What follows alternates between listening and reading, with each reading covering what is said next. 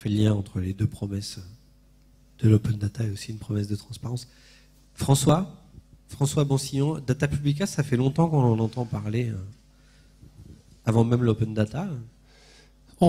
Oui, on a fait le premier annuaire des données publiques français, avant Etalab, ce qui nous a valu des premiers rapports un peu rugueux avec l'équipe d'Etalab, mais maintenant tout va très bien. Alors, notre métier, donc je comprends que les gens ici connaissent tout ce qui est technologie et autres, donc vous connaissez le développement de logiciels. Nous, on fait quelque chose de différent, on fait du développement de données, d'accord ? Donc, on le fait sur mesure ou sur étagère. Sur mesure, ça veut dire le client vient nous voir et nous dit « je voudrais telle et telle donnée, est-ce que vous pouvez les produire pour nous ?» Alors, premier cas, elles existent quelque part, auquel cas on leur dit « elles sont là-bas, allez donc les chercher ». Deuxième cas, elles n'existent pas et on va commencer un premier travail d'identification des sources. Où est-ce qu'on peut trouver de la donnée brute pour produire la donnée que le client cherche. Après ça, un deuxième processus qui est le processus d'extraction automatique des données des sources. Donc là, on rentre dans des technologies type crawl, scrapping, etc. Ensuite, une troisième étape qui est transformation des données brutes en données structurées. Et là, on rentre dans des technologies de type analyse sémantique, enrichissement, nettoyage de données, dédoublonnage, etc. Et puis, dernière étape, qui est la livraison, qui peut être soit sous forme d'un flux de données, soit sous forme d'une visualisation qui permet de comprendre les données telles qu'elles viennent. Alors, le sujet est très varié, c'est-à-dire les problèmes qui nous sont posés peuvent sortir, sont très différents. Par exemple, on peut vouloir le jeu de données de tous les élus français avec nom, prénom, mandat, localisation, parti politique, qui est un jeu de données qui, en parenthèse, ne vaut pas très cher, mais qui existe et qu'on produit et qu'on vend, où on peut nous demander de trouver la géolocalisation de l'ensemble des prises de recharge pour véhicules électriques en Europe avec leurs caractéristiques. D'accord ? On peut nous demander de trouver la géoloc de tous les panneaux d'affichage 4 mètres sur 3 de la région parisienne. Ou on peut nous demander de trouver je suis un producteur de produits de grande consommation. Je voudrais savoir comment mes produits sont vendus par mes distributeurs, à quel prix et comment sont-ils représentés, etc. Donc tous ces types de questions qui sont très variées, qui ont en commun essentiellement une palette technologique nécessaire pour les produire, se résolvent en grande majorité à partir de données open data, mais pas toujours. C'est-à-dire que l'open data en soi, c'est un des ingrédients majeurs de ce marché, mais ce n'est pas le seul. Il y en a d'autres. Donc il y a de la donnée payante qu'on va trouver. Il y a des données qui sont particulièrement difficiles à trouver. Donc, il y a un marché global Simon en parlait de la vente d'informations en France, qui fait de l'ordre de 2 milliards, un petit peu moins. Pour la France, oui. Pour la France. Sur ces 2 milliards, 55% à peu près sont des données qui sont essentiellement produites à partir de la donnée publique.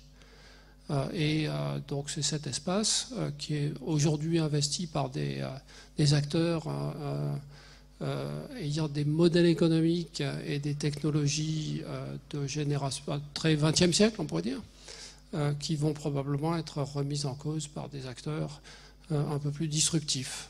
Voilà. Alors, je voulais juste, avant que tu nous montres une petite démo peut-être aussi d'une réalisation, juste préciser peut-être que quand tu dis des données en open data, c'est des données publiques librement accessibles. Mais après, elles sont rarement dans des données open data, dans un portail mis en forme avec le caractère facile à réutiliser, les bonnes licences et compagnie, pour être assez clair quand même. Hein. Ça mérite. Oui, absolument. Il y a quand même une partie de ton boulot et de la valeur ajoutée qui est justement du fait qu'elles ne soient pas en open data. Absolument, de les identifier, de les trouver, mais comprendre et connaître le site de l'INSEE, c'est un boulot en soi. C'est-à-dire être capable au milieu de savoir ce qu'il y a, ce qu'on trouve et ce qui est disponible là-bas, c'est une expertise en soi. Et je suis très frappé certains de nos clients ont de toute façon une habitude de trouver les données et on leur trouve de la source supplémentaire et ils disent « Ah ben ça existait ça !» Donc il y a vraiment une des expertises claires dans ce métier, c'est le contenu. Et d'ailleurs, nous on s'interroge tous les matins, comment est-ce qu'on peut formaliser ça, le contenu sur le contenu, quoi. Voilà un petit peu. Alors on a vu émerger quelque chose, et Stéphane en a présenté un premier exemple, qui est ce concept de tableau de bord territorial, qui est un truc qui est défini par deux paramètres. L'un, c'est la granularité géographique à laquelle on observe l'information, et le deuxième, c'est le thème d'information. Donc, alors la France est divisée en 300 zones d'emploi, et on a fait ce travail pour un cabinet de conseil qui aide les comités d'entreprise à négocier les plans sociaux. Notamment, c'est eux qui font Aulnay en ce moment, si vous suivez ça. Alors, le premier travail de ces gens-là, quand ils font une mission, c'est de comprendre le contexte économique et géographique autour de l'usine qui est en train de fermer ou qui a un plan de licenciement. Donc, ils réunissent plein d'informations sur le niveau d'éducation des gens, les travaux, les trajets domicile-travail, etc., etc. Et tu sais, c'était la démo pour Data Connection. C'est un mot de passe qui a été fait pour vous, ça? Non, qui avait été fait pour Data Connection. Tu l'as pas? Je l'ai pas. Bon, tant pis. Okay. On a essayé 2 fois. Ils réunissent toutes ces informations, ils collent ça dans des tableurs, ils collent le tableur dans un PowerPoint et ils se pointent chez leurs clients en montrant qu'ils connaissent le contexte global, etc. Alors, quand ils retournent 2 mois après, l'ensemble des informations est obsolète. Et s'ils vont 50 km plus loin, l'ensemble des informations n'est pas à jour. Alors là, on a automatisé le processus en faisant un tableau de bord similaire à celui que Stéphane a montré, qui permet de réunir automatiquement pour les 300 zones d'emploi en France et l'ensemble des villes toutes les informations socio-économiques sur la démographie, le taux de chômage, l'évolution, les besoins en main-d'œuvre et tout et tout. Et donc ça vient encore de beaucoup de puits de données ouverts, disponibles, et le service qui est fourni, le service à valeur ajoutée sur ces données gratuites, c'est le fait qu'on les maintient à jour automatiquement et qu'on les présente de façon conviviale et agréable. J'ai terminé.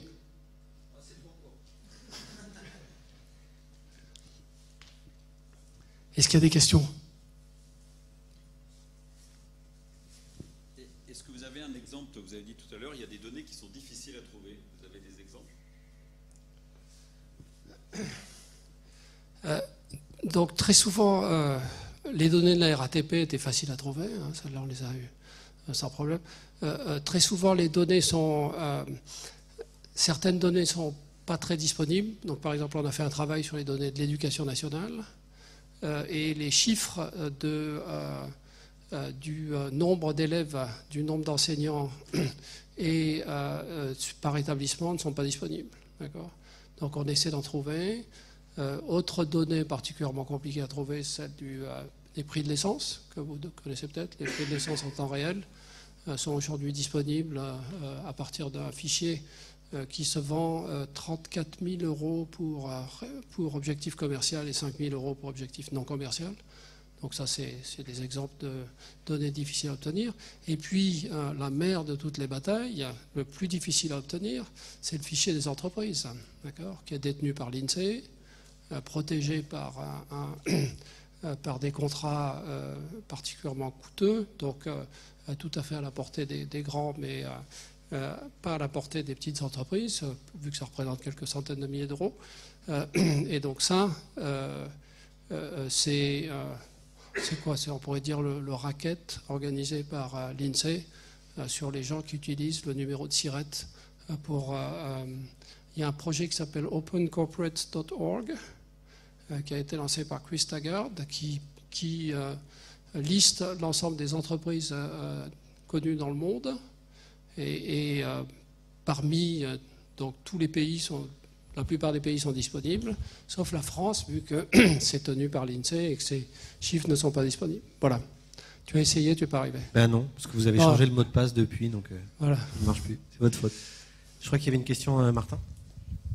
Je me jette aussi à l'eau pour des questions. En fait, comme on parle aujourd'hui d'open data, d'entreprise, et que tu démontres, et vous avez démontré l'émergence de nouvelles technologies, il y a aussi l'enjeu des savoir-faire, voire des évolutions de nouveaux métiers. Donc moi, j'ai une question un peu autour des entreprises. Est-ce qu'on va vers des nouveaux métiers? On entend data scientist, bien sûr, open data manager. Est-ce que ça a évolué depuis? Je nous pose à tous la question. Hein. Est-ce qu'on voit émerger, parce que dans les entreprises, entre le DSI, le marketing, s'il y a des réflexions autour de nouveaux métiers qui émergent, de nouveaux rôles dans les organisations? Moi, je peux commencer. Donc, c'est très clair qu'il faut des expertises particulières qui sont orientées données qui n'existaient pas jusqu'à maintenant. Donc, tout ce qui tourne autour du scrapping et autres.